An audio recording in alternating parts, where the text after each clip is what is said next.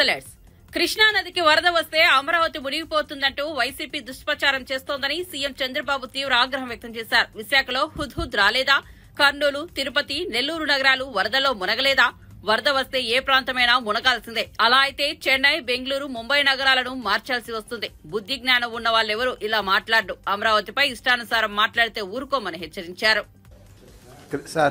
కృష్ణానదికి వరద వచ్చినప్పటి నుంచి లాస్ట్ 20 డేస్గా అమరావతి పైన మళ్ళీ ఒక నెగిటివ్ ప్రచారాన్ని అయితే వైసీపీ కావచ్చు దాని అనుబంధ సంస్థలు చేస్తున్న పరిస్థితి. అంటే పర్టికులర్గా ఈ ముంపు ప్రాంతంలో రాజధాని అవసరమా, చేయడానికి లక్షల కోట్లు ఖర్చు పెట్టాల్సిన పరిస్థితి, ఈ టైప్ ఆఫ్ వర్డ్స్ వైసీపీ నేతల నుంచి పర్టికులర్గా వస్తూ ఉన్నాయి. ఈ తెలివైన మేధావుల్ని చెన్నైని మార్చేయమనండి, బెంగళూరు సిటీని మార్చేయమనండి, బాంబే సిటీని మార్చమనండి, హైదరాబాద్ సిటీని మార్చమనండి. బుద్ధి జ్ఞానం ఉంటే మాట్లాడడం మానేయమనండి, బుద్ధి జ్ఞానం లేకపోతే మాట్లాడమనండి. మీ ఇంటి మీద నీళ్ళు వస్తాయని ఆకాశంలో పోతావు, నువ్వు ఇంటికి నీళ్లు రాకుండా చూసుకోవాలి. ఊరికే మర్యాద చెప్తే మర్యాద కూడా లేదు వీళ్లకు. మర్యాద తెలుసుకునేది నేర్చుకోవాలి. ఇంకొకసారి మాట్లాడితే ఆ నాలుకలు తాళాలు వేయాల్సి వస్తుంది. వాట్ నాన్ సెన్స్, ఏంటి తమాషగా ఉంది. ఇన్నింటి వాస్తవాలు లెక్క పెట్టుకుంటూ రాజకీయం కోసం అసహ్యమైన రాజకీయాలు చేస్తారా మీరు? కకృతి రాజకీయాలు పడతారా మీరు? మాట్లాడేవాళ్ళు లేరని మీ ఇష్ట ప్రకారం మాట్లాడతారా? విషం కక్కుతారా? ఎందుకంటే విషయం కక్కడం? విశాఖపట్నం ఉదూది ఏమైంది? నేను పులివెందుల్లో పెడితే ఏమవుతుంది? తిరుపతికి ఫ్లడ్ రాలేదా? ఏ సిటీ సేఫ్? ఏ సిటీ సేఫ్? నెల్లూరు రాలా? What are you talking? Krishna Godavari ఎక్కడుంది? రాజమండ్రి ఎక్కడున్నాయి? కర్నూలు ఎక్కడుంది? మోస్ట్ అప్పర్ రీచ్లో ఉండే కర్నూలు ఏమైంది? కర్నూలు కొట్టుకుని పోయే పరిస్థితి లేదా? బుద్ధి జ్ఞానం ఉండాలి మాట్లాడాలంటే. మీరు చేసిన ఏదో పనులకి ఒక మాటలో చెప్పాలంటే నేల మీద ముక్కు పెట్టి రాసుకోవాలి. మీరు తప్పుడు పనులు చేసి కొంచెం పాలిష్డ్గా మాట్లాడుతున్నాం. పాలిష్డ్గా మాట్లాడితే వాళ్ళకి ఎక్కదు. ఎక్కని వాళ్ళకి ఏం చేయాలో కూడా చేసి చూపించాల్సిన అవసరం ఉంది. అదే జరుగుతుంది రేపు. మనం చూశారు మీరు, అక్కడ పోతే వీళ్ళని ఏం చేశారు. అదే జరగాలి ఈ రాష్ట్రంలో. కనీసం దిగారంటే మీరు నీళ్ళల్లో. ఈస్ట్ గోదావరి జిల్లాకు పోతే రోడ్డు మీద తిరిగి మీరు వస్తే మీకు బాధలు తెలుస్తాయండి. మీకు నీళ్ళల్లో దిగనవాడు, బురదలో దిగేదానికి నీకు ఆలోచన చేసేవాడు నువ్వు ప్రజాసేవ పనికొస్తావు. నువ్వు అంటే ఏమనుకుంటున్నారు మీరు? అంటే ఏది చెప్పినా నమ్మేస్తారని అజం ఆ పేపర్లు పెట్టుకొని, తప్పుడు పేపర్లు పెట్టుకొని తప్పుడు ప్రచారాలు చేసుకుంటూ బతికిపోవాలనుకుంటున్నారు. ఆ ఆటలు సాగవు. అది గుర్తుపెట్టుకోమని హెచ్చరిస్తాను. అందుకే ప్రజలు కూడా 11 సీట్లు ఇచ్చి ఏ విధంగా తీర్పు ఇవ్వాలని ఇచ్చారు. That it self is an indication. ఊరంతా ఒక దారి, వీళ్ళది ఇంకొక దారి అంటారు. ముసలివాళ్ళు అంటే నడవలేని ముసలివాళ్ళు పెన్షన్ డబ్బులు తీసుకొచ్చి ఇచ్చి ఒక నెల నాకు పర్వాలేదు, లేకుంటే 4-5 నెలలు సేవ్ చేసుకున్నాను, ఈ డబ్బులంతా ఇస్తానని చెప్తే బుద్ధి జ్ఞానం ఉందా మీకు? ఎంత రెస్పాన్స్ అండి? వై పీపుల్ ఆర్ గివింగ్ అంటే అమాయకులు వాళ్ళు. ఒక విపత్తు వచ్చినప్పుడు ప్రవర్తించవలసిన తీరది. వాళ్ళు మనుషులు. నువ్వు మనిషి కాదు కాబట్టి, ఈ పార్టీ మనుషులు కాదు కాబట్టి ఇష్ట ప్రకారం మాట్లాడుతున్నారు. మానవత్వం లేకుండా మాట్లాడుతున్నారు. పుండు మీద కారం చల్లెట్టు. పార్టీ తరఫున అనౌన్స్ చేశారు అమౌంట్.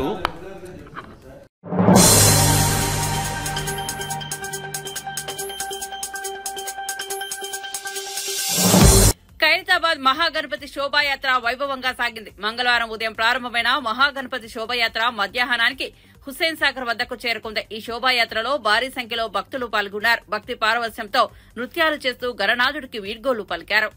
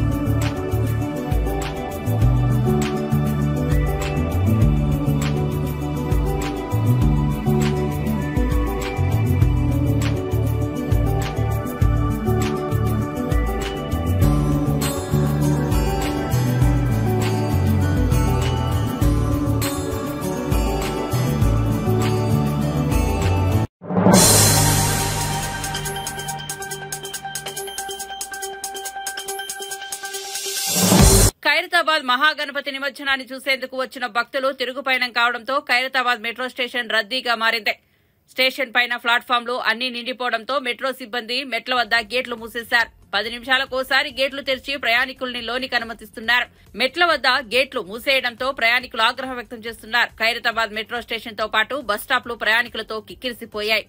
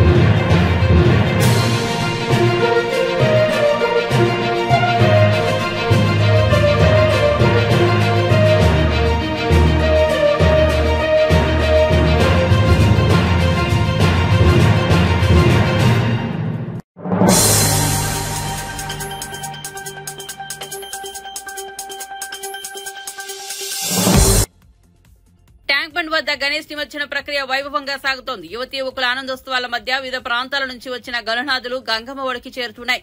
గణపతి నామస్మరణతో ట్యాంక్ బండ్ పరిసరాలు మారుమోగుతున్నాయి. గణపతి బప్ప మోరియా అంటూ భక్తులు నినాదాలు చేస్తున్నారు.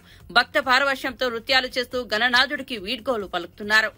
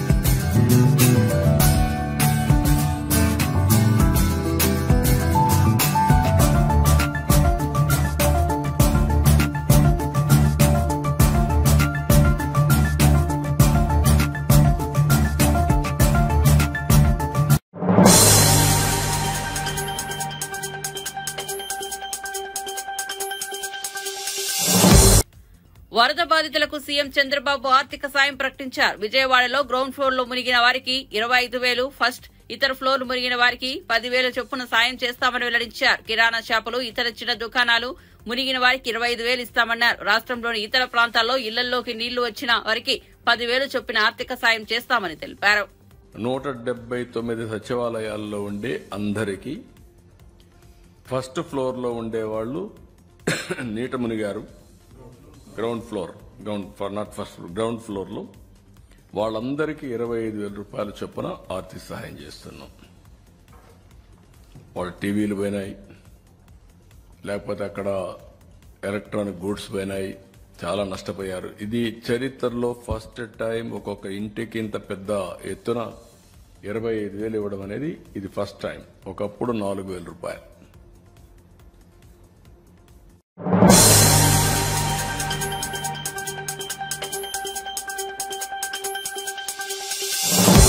రాష్ట్రంలో అబద్దాల పునాదుల మీద కాంగ్రెస్ ప్రభుత్వం ఏర్పడిందని మాజీ మంత్రి హరీష్ రావు దుయ్యబట్టారు. దీంతో రాష్ట్ర భవిష్యత్తు ప్రశ్నార్థకంగా మారే అవకాశం ఉందన్నారు. తెలంగాణలో కాంగ్రెస్ ఫెయిల్ అయిందని పేర్కొన్నారు. ఏదో ఒక రకంగా గత ప్రభుత్వంపై తమ వైఫల్యాలను నెట్టివేసే ప్రయత్నం రేవంత్ చేస్తున్నారని, అప్పులపై దుష్ప్రచారాన్ని ఖండించినా కాంగ్రెస్ కు బుద్ధి రాలేదని మండిపడ్డారు. 5,000 కోట్ల అప్పులు అని చెప్పారు. నేను ఆ రోజే చెప్పిన ఈ ప్రభుత్వం డిసెంబర్లో ఏర్పడితే వచ్చే 4 నెలల్లో కాంగ్రెస్ ప్రభుత్వం తీసుకుపోయే అప్పును కూడా అందులో కలిపి చెప్పారు. డిసెంబర్ 7 నాడు రేవంత్ రెడ్డి ఎక్కిండు, డిసెంబర్ 7, 2023 నాడు ఎక్కిండు. అందులో ఏం పెట్టిండ్రు? మార్చి 2024 దాకా కాంగ్రెస్ ప్రభుత్వం తీసుకున్న అప్పులను కూడా అలా కలిపి చెప్పారు. ఇంక అప్పటికి తీసుకొని కూడా అలా కలిపేసారు పుణ్యాత్ములు. అంటే ఏదో ఒక రకంగా తమ చేతగానితనాన్ని, తమ ఫెయిల్యూర్స్ను గత ప్రభుత్వం మీద నెట్టివేసి చేతులు దులుపుకోవాలని రేవంత్ రెడ్డి చూస్తున్నాడు. ఇచ్చిపెట్టామా? ఎట్టి పరిస్థితుల్లో నేను ఇచ్చిపెట్టాం. వాస్తవం ఏంది? బడ్జెట్ సమావేశాల చర్చలో చెప్పిన నేను బడ్జెట్ మీద మొన్న నేనే బీఆర్ఎస్ పార్టీ పక్షాన మాట్లాడి ఈ అప్పుల మీద కాంగ్రెస్ పార్టీ రేవంత్ రెడ్డి చేస్తున్న దుష్ప్రచారాన్ని నిండు శాసనసభలోనే చెప్పాను. కానీ వాళ్ళకు బుద్ధి రాలే, సోయి రాలే. అదే అబద్ధాన్ని మళ్ళీ చెప్తున్నాను. బీఆర్ఎస్ ప్రభుత్వం తీసుకున్నటువంటి అప్పు 6,85,000 కాదు, అది కేవలం 4,26,000 మాత్రమే అని చెప్పి చాలా స్పష్టంగా అసెంబ్లీలో నేను చెప్పడం జరిగింది. 4,26,000ను 6,85 చేసి చెప్తున్నాను. ఆ 4,26,000లో కూడా ఉదయ్ స్కీమ్ కేంద్ర ప్రభుత్వం బలవంతంగా డిస్కాంల అప్పులు రాష్ట్ర ప్రభుత్వం తీసుకోవాలని మెడ మీద కత్తి పెడితే తీసుకున్న 9,000 ఉన్నాయి. ఆ 4,26,000 ఆ 4,26,000లో కరోనా వచ్చినప్పుడు 2 ఏళ్లు కేంద్ర ప్రభుత్వమే మీరు ఎక్కువ క్యాపిటల్ ఎక్స్పెండిచర్ చేయండి అని మన మీద బలవంతంగా ఒత్తిడి పెడితే 27,000 కోట్లు కరోనా సందర్భంగా చేసిన అప్పు కూడా ఈ 4,26,000లోనే ఉన్నది. ఇది కాకుండా రాష్ట్రానికి ఆర్థిక సంఘం నుంచి గ్రాంట్గా రావాల్సినటువంటి 2,459 కోట్లు కేంద్రం గ్రాంట్గా ఇవ్వాల్సింది అప్పుగా ఇచ్చింది కూడా ఈ 4,26,000లోనే ఉంది. ఉన్నది 4,26. మొన్న అసెంబ్లీలో చెప్పింది 6,85. ఇవాళ తెలంగాణ ప్రజాపాలన దినోత్సవంలో 7 లక్షల చిల్లర చెప్పిండు ముఖ్యమంత్రి. వెంటనే ఉన్నాడు కానీ అసెంబ్లీలో 6,85 అన్నాడు, ఇవాళ ప్రజాపాలనలో 7 అంటున్నాడు. అసలు 10 ఏళ్ల బీఆర్ఎస్ పాలనలో జరిగిన అప్పు 4,26,000 మాత్రమే.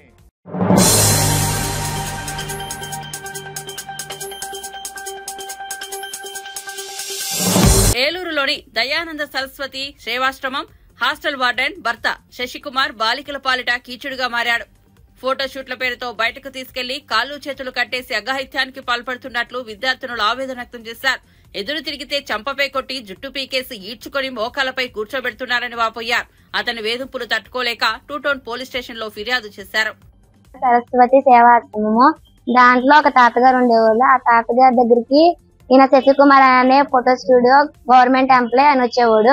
వచ్చి వాళ్ళ మేనగోడలో లావణ్య కేర్ టేకర్ లా సెకండరీ చదువుతుంది. దాన్ని హాస్టల్లో కేర్ టేకర్ గా అంటే జాయిన్ చేపించడానికి వచ్చారు. తర్వాత వాళ్ళ వైఫ్ పనిశ్రీ అనే ఆమె వార్డెన్ గా జాయిన్ చేపించడానికి వచ్చారు. తర్వాత ఏమో ఆ తాతగారిని పంపించేశారు హాస్టల్ నుంచి. పంపించేసిన తర్వాత వాళ్ళ ఆయన వచ్చేసేసి అక్కడే ఉండిపోవడము, స్మోకింగ్ చేయడము, ఫోటో స్టూడియో అని చెప్పి ఆయన నమ్మించడము, చిన్నపిల్లల్ని తీసుకెళ్లి బాపట్ల సైడ్ తీసుకెళ్లి ఒక బాయ్స్ హాస్టల్ తీసుకెళ్లి రూమ్ తీసుకొని పాడు చేయడము, బలవంతంగా వద్దు వద్దు అన్న చేతులు కట్టేసి మరి చేస్తున్నాడు. ఒప్పుకుంటేనేమో అలాగ అంటున్నాడు, ఒప్పుకోపోతేనేమో అదే చెంప మీద కొట్టేసేసి జుట్టు పీకేసేసి ఈడ్చుకొచ్చి మొక్కల దండ వేపిస్తున్నాడు. నైట్ చిన్న చిన్న విషయాలకు కూడా సీరియస్ అయిపోతున్నాడు. ఏంటో మళ్ళీ ఏంటో మీ బాయ్ ఫ్రెండ్స్ ఉంటే చెప్పండి, అక్కడ తిప్పుతాను ఇక్కడ తిప్పుతాను, ఎదురుకున్న అపార్ట్మెంట్ లో రూమ్లు ఇస్తాను, ఆ రూమ్ లో పంపిస్తే ఈ రూమ్ లో పంపిస్తాను, పోలీసు వాళ్ళతో నేను మాట్లాడి చుట్టూరు కాపలా పెట్టిస్తాను, ఇష్టం ఉంటే చెప్పండి ఇదని చెప్పి అంటున్నాడు సార్. చాలా మిస్బిహేవియర్ గా చేస్తున్నాడు sir. Shashikumar hostel verifier sir,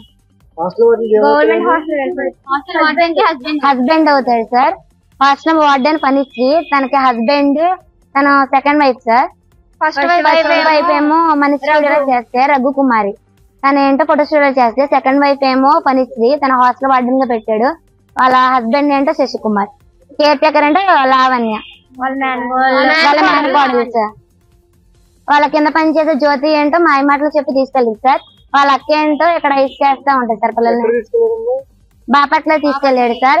Photoshop అని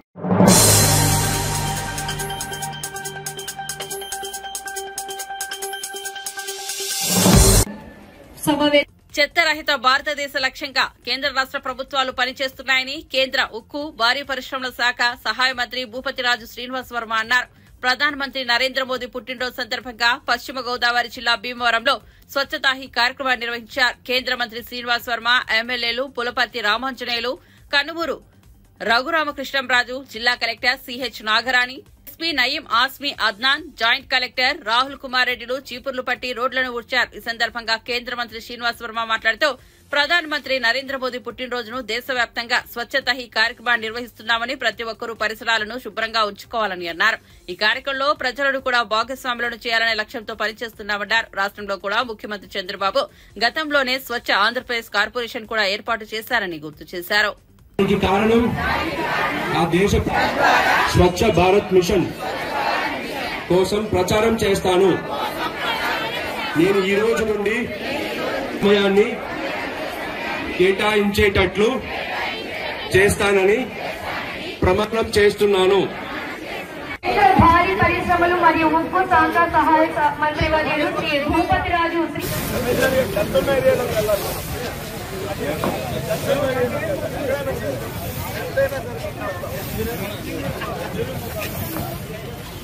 ఈ రోజు నుండి 15 రోజుల వరకు జరగబోయే స్వచ్ఛత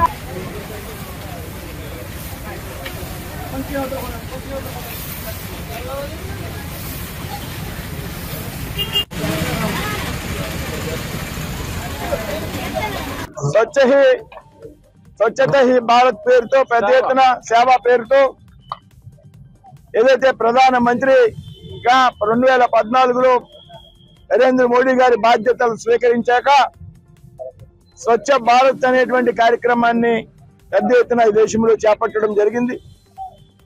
ఏదైతే ప్రధానమంత్రి నరేంద్ర మోడీ గారి పుట్టినరోజు అయినటువంటి సెప్టెంబర్ 17 అయితే ఉందో దాన్ని స్వచ్ఛతా సేవా కార్యక్రమంగా కేంద్ర రాష్ట్ర ప్రభుత్వాలు తీసుకున్నటువంటి సంగతి మనందరికీ కూడా తెలుసు.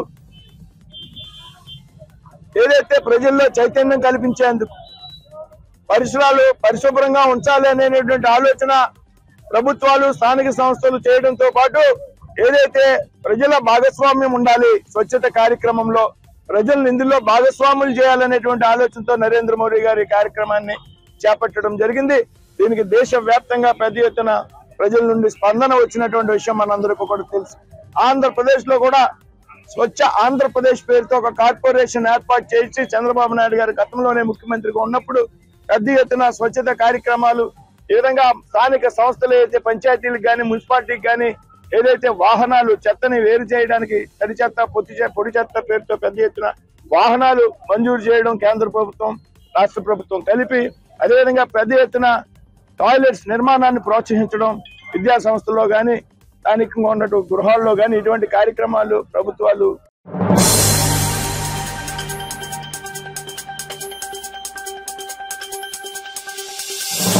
బంగ్లాదేశ్ తో టెస్ట్ సిరీస్ కోసం టీమిండియా సిద్దమవుతోంది. చెన్నైలోని చిదంబరం స్టేడియంలో ఆటగాళ్లు ప్రాక్టీస్ చేస్తున్నారు. సెప్టెంబర్ 19 గురువారం తొలి మ్యాచ్ జరగనుంది. ఇటీవల టెస్ట్ సిరీస్ లో పాకిస్తాన్ ను ఓడించి ఊపి మీదున్న బంగ్లాను భారత్ తేలిగ్గా తీసుకోవడం లేదు. బంగ్లాదేశ్ బ్యాటర్లకు అడ్డుకట్ట వేసేందుకు సూపర్ ప్లాన్ అమలు చేయాలని యోచిస్తున్నట్లు తెలుస్తోంది.